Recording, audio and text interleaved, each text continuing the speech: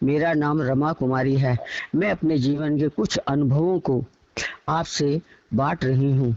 शायद आपको पसंद आए और आप यह मानने पर मजबूर हो जाएं कि क्या वास्तव में ऐसे चमत्कार संभव हैं। परंतु वास्तव में ये सभी अनुभव सत्य हैं और प्रमाणिक हैं। अब मैं आपको बता रही हूँ, जब लड़का 6 साल का हो गया और वह कम दिमाग का बच्चा है, तो मेरी सासू माँ ने कहा कि रमा, एक बच्चा और करो ताकि इस लड़के को भविष्य में 2 लोग मिलकर संभाल लेंगे। यह बात मुझे ठीक लगी और फिर 1988 में मेरे घर एक और लड़की का जन्म हो गया।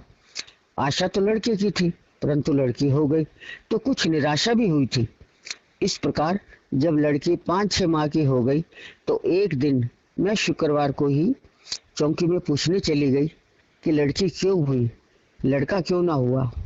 तब चौकी में माता ने कहा कि रमा, होना तो लड़का ही था, परंतु वह चिंटू से भी ज्यादा खराब हालत का होता, जिसकी परवरिश करना तुम्हारे लिए बहुत मुश्किल होता, क्योंकि पहले ही तुम्हें पहले लड़के को पालने में बहुत कठिनाइयों का सामना करना पड़ा था। इसी कारण प्रभु ने तुम पर दया करके इस लड़के को लड़की बनाकर भेजा है ताकि तुम्हें अधिक कष्ट न उठाने पड़े। तब मैंने दोबारा ये पूछा कि तो पहला लड़का ऐसा क्यों पैदा हुआ। तब माता ने जवाब दिया कि देखो रमा, तुम्हारी किस्मत में लड़का नहीं है, यह लड़का तो हमने तुम्हें दिया है। यह प्रभु की कृपा समझो और लड़के की परवरिश करो, बाकी तो हम स्वयं देख लेंगे। इस लड़की के आने से तुम्हारे जीवन में बदलाव होगा और अच्छे दिन भी आएंगे। इन बातों को समझकर तुम अपना जीवन सार्थक करो। अब आप लोग समझ सकते हैं कि मैं क्यों इतना विश्वास करती हूँ माता पर। इन बातों का मतलब समझकर मैं बिल्कुल शांत सी हो गई।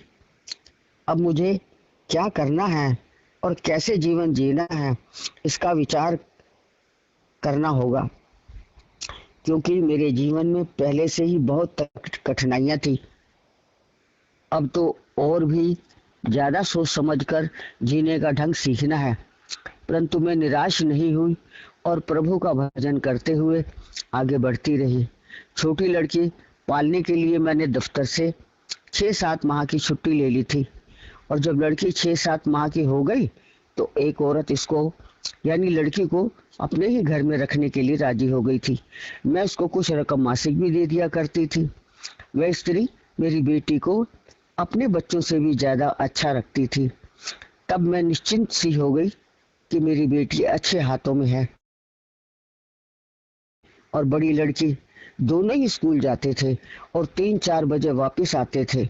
शाम को 6-7 बजे मैं दफ्तर से आकर चाय पीकर बच्चों को पढ़ाती थी तथा उनका होमवर्क कराती थी।